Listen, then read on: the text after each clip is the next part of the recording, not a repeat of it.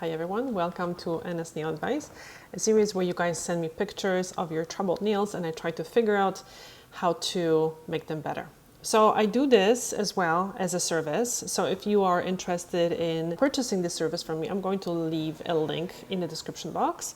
And in that case, then the explanation is a little bit longer. I look at the nails in more detail and I ask you specific questions so I know a little bit more about your nails, but very often people send me these quick stories with pictures and I try to do as much as I can. Okay, so in today's video, we are going to talk about damaged nails and if applying a builder gel to damaged nails is a solution when someone is trying to grow out their nails. Okay, so I sent this email to myself just so you don't see the other person's email address. Name and email address. So she says this: I took off my acrylics in January. I know I shouldn't have.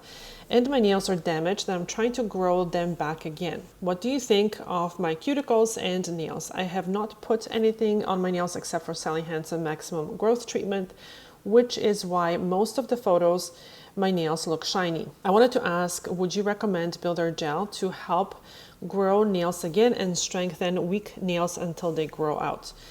I find my nails in the past have always been stronger and grown quicker when using Builder Gel. What do you think about it? My favorite answer is it depends. This is why I need to see the pictures to be able to tell more. And normally I ask for pictures in a very good lighting so I can really see the texture of the nails, and also without any nail polish, because nail polish or any oil, they hide the texture and they make the texture look or the nail look a little bit healthier and better.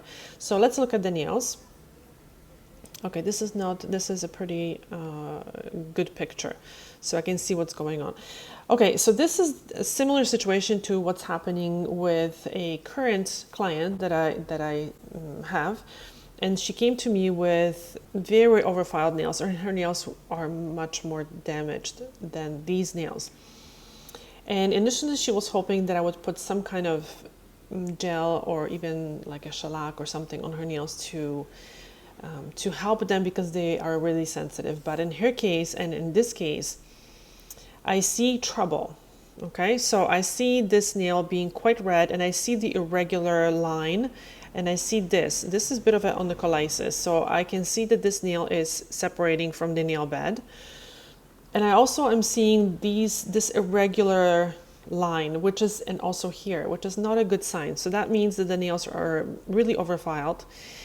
And what happens is when the top layer of the nail is removed, and I don't know the exact amount, but I would say like probably 75% of the nail is gone.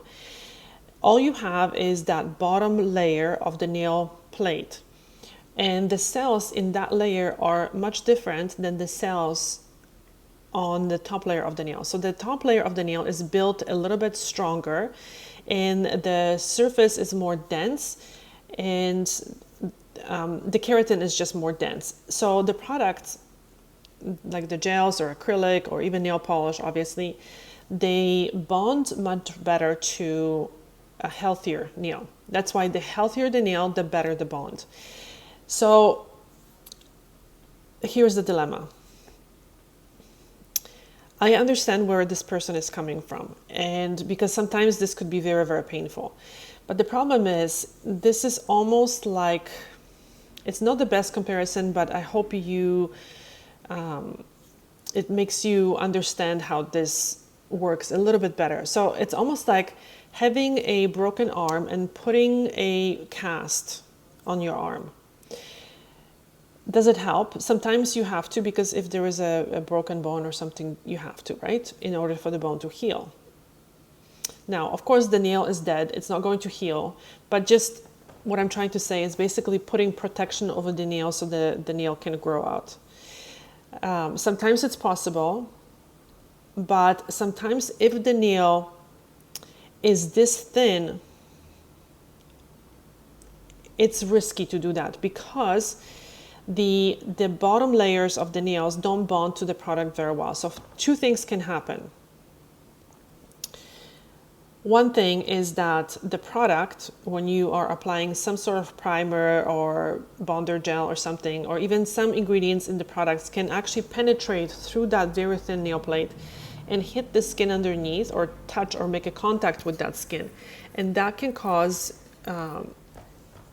allergic reaction, because these products are not designed to be applied near the skin, or they're not supposed to be applied on really such damaged nails. They're usually designed to be applied on normal nails. And another thing can happen. So that's one. Another thing can happen where you, when you have that cast, let's just say, on your nail, then you won't feel the trauma that you are causing to the nail, because the pain, unfortunately, that you are experiencing when you're hitting the nails is a warning to be careful with them. When you put something over your nails, the pain is going to be gone, but that doesn't mean that the nail is going to be any stronger. So, like this person mentioned, she's saying that with that protection, her nails are growing stronger. Well, not really, because having that cast on your arm does not make your arm stronger. It just feels that way. But it, in fact, actually makes the arm weaker, because for a different reason. But basically, this is what happens. Very often, wearing the builder can further damage the surface of the natural nail, because the product bonds to the surface of the nail. And anytime you have something that's bonded to the nail, it grips. And if you pull on it, because you're using your nails now that are not hurting you, you might actually pull the layers, the cells off the nail, and cause further damage. If that doesn't happen, what can happen is that you can, if you hit the nail, you can actually rip the nail off the nail bed. And that happens, it happens quite often, unfortunately. And I get pictures of bloody nails. Sometimes it's like, oh my God, what do I do? Because someone applied, especially acrylic, liquid and powder system, that actually sometimes can have a pretty strong bond. But when the bond of the product is stronger to the nail, if the bond of the product is very, very strong, it's stronger than the nail bonds to your finger, then when you hit something really bad, you know what's going to happen, right? So acrylics, gels, builder gels, whatever, they are great when they're done for the right reason. They are beautiful when it comes to like a permanent shine. You can correct the shape of the natural nails a little bit. It's a very long-lasting shine, for example, but they should not be used to strengthen the nail when you think about it. They should be used, in my opinion, for the look.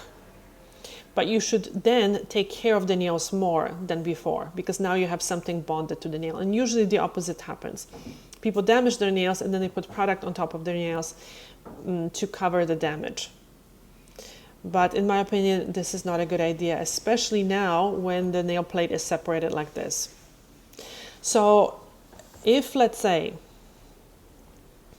you decided to apply the builder gel, who's going to do it, right? So if you know a nail technician that's very, very good, very gentle, and uses, you know, good quality products, then it could be safe. But you have to be very, very gentle with your nails. And what I would do, I would really shorten these nails so there is less pressure on the nail plate, and just put a very, very thin layer of builder. Personally, probably I would rather let the nails grow out, because it's risky. In my opinion, it's just risky. It's risky because the builders that are on the market very often, they have a very, very strong bond. In order to bond for a very long time, they have certain ingredients that are highly allergenic, unfortunately. And those highly allergenic products are just not very safe to be used on such a thinned out nail plate. Now, on the other hand, you have products that are more gentle, but they don't last as long. So when they don't last as long, if something starts peeling from the nail, and then you peel peel the nail off or the product off the nail, you're going to cause more damage. So, you know, these are the pros and cons. So whenever I have a client with these kind of issues, I sit down and I explain to them all the pros and all the cons, and then we both make a decision what is the best route for her to take. And then she decides what she wants to do, because you know what? Everything in life is risky. If someone wants to take the risk of even allergic reaction or whatever, then I understand. I mean, if someone already had allergic reactions, if there was a clear contraindication to be using any of these products, I wouldn't use it. But this is kind of like a gray area, right? So it really depends how the client feels and what they want to do, and how it really depends. So it's very difficult for me to say what you should be doing. Personally, what I would do, very difficult to explain, right? Because personally, I probably would apply a base coat of shellac and a top coat. And I know it's not going to be very strong. I would cut the nails short because it is painful, but then I would really baby these nails until all the damage has grown out. So that would be just shellac base coat and top coat, just to give the nails a little bit of coating so they're not as painful, not as sensitive. But knowing that this is not a solution to the issue that you're having. Now, how would I describe what's going on with the skin and everything else? I would definitely push back the living skin. So it's this skin here. This is not a cuticle. This is part of your finger. This is living skin. And push it back on a regular basis, very, very gently. Don't try to push everything up, because then you have like a dry skin that's sticking up. But just nudge it very gently on a regular basis. What I would also do, I would shorten these nails absolutely short and nice round shape like this. I would not be leaving longer corners like this. I would shorten this one, maybe not as far, but very, very short, as short as you can go comfortably, to again take the pressure off the nails.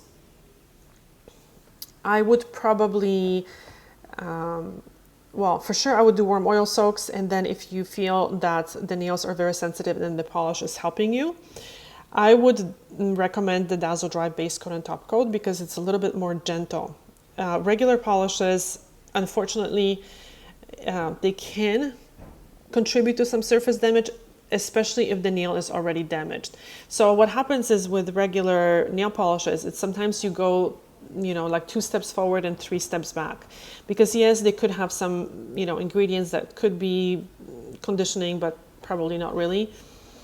But the fact that you have a nail polish that usually contains nitrocellulose. Nitrocellulose over time breaks down into nitric acid, and the nitric acid is actually quite corrosive, and it can damage the nail plate a little bit. So if you already have damage, you know, then I would be careful with that. So for sure, weekly warm oil soaks, jojoba is the best. Using carousel around the nails and nudging the skin a little bit. Over time, the little nudging and the carousel is going to work wonders. Also, when I'm polishing the nails, leave a little gap, because I find that sometimes when people are polishing all the way up and they touch the skin, then the polish kind of sometimes can pull the skin a little bit as it's growing. Leaving that little bit of empty nail in between the skin and the polish usually is a little bit better. Let's see how the other hand looks. I think this one is the same hand. Okay, so I can see the thumb. Yeah, the skin around the nails looks pretty dry. So this is here, what you see probably, yes, here is a cuticle, and here is a part of living skin. This is proximal nail fold, it's a living skin. So as you can see, this is separated. So in this case, this is a bit of an Onokalysis issue happening, probably due to overfiling, or I don't know. In this case, I'll be honest with you, I would keep it short and I would not put any product on these nails, because this is a little concerning. You don't want to be putting any product on the nail like that. This is going to grow out much better when there is no moisture, especially trapped underneath the nail. The shorter the nail it is, the better. The less moisture you have underneath the nail, the better. Probably no polish would be even better. And then the nail is going to grow out much better. Let's see if I have any other pictures. Yes, as short as possible, because if you hit this area, this is going to break here. So you want to make it as short as possible, in my opinion. Again, the thumb too, I would be making it quite round. And you know, at this point, don't worry about the shape. Don't worry about shaping or anything like that. Just shorten the nails until the damage grows out. So you probably still have good 2-3 months of short nails, unfortunately, until this damage grows out, because this is way too bendy and it's going to cause damage.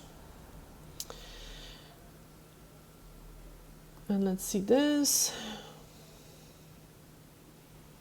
Okay, so what I can see here is that skin is a little stubborn. That happens to a lot of people. And don't try to correct it overnight, because it usually takes a little bit longer than that. So I would nudge this gently every couple of days with a tool. Don't do it with your nails, because sometimes people like to do this with their nails. With a tool, with a nice clean tool, once every few days or a couple of days, very gently, not all the way. So you see cuticle is here. And then use the carousel every night. And then use oil after you wash your hands each time and shorten these nails. So that would be my advice. Thank you so much, guys, for watching. See you soon. Bye.